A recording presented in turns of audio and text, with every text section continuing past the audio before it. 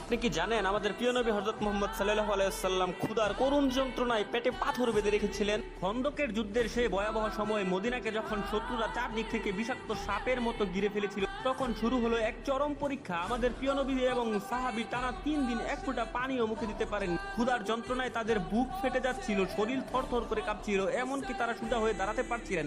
এমত অবস্থায় ক্ষুধার জ্বালায় অস্থির হয়ে এক সাহাবী আল্লাহর রাসূলের সামনে এসে দাঁড়ালেন, নিজের জামা তুলে দেখালেন ক্ষুধার জ্বালায় কুকড়ে যাচ্ছেন এবং অতি কষ্টের সহিত আমাদের প্রিয় নবী হযরত মুহাম্মদ সাল্লাল্লাহু আলাইহি ওয়াসাল্লামকে দেখালেন তিনি ক্ষুধার যন্ত্রণায় তার পেটে পাথর বেঁধে রেখেছিলেন। তখন আমাদের প্রাণের নবী হযরত মুহাম্মদ সাল্লাল্লাহু আলাইহি ওয়াসাল্লাম মুস্কি হেসে তার পবিত্র চাদর মুবারক তার পেটের উপর থেকে সরানোর সাথে সাথে সকল সাহাবীরা দেখে গর্জে চিৎকার করে উঠলেন, কারণ আমাদের প্রিয় নবী হযরত মুহাম্মদ সাল্লাল্লাহু আলাইহি ওয়াসাল্লাম একটি নয় দুটি পাথর বেঁধে রেখেছিলেন তার পেটে। আমাদের প্রাণের নবী সাল্লাল্লাহু আলাইহি ওয়াসাল্লাম এত কষ্টের মাঝে থেকেও আমাদের জন্য কেঁদেছেন। আজ আমি দেখতে চাই আমাদের প্রাণের নবীকে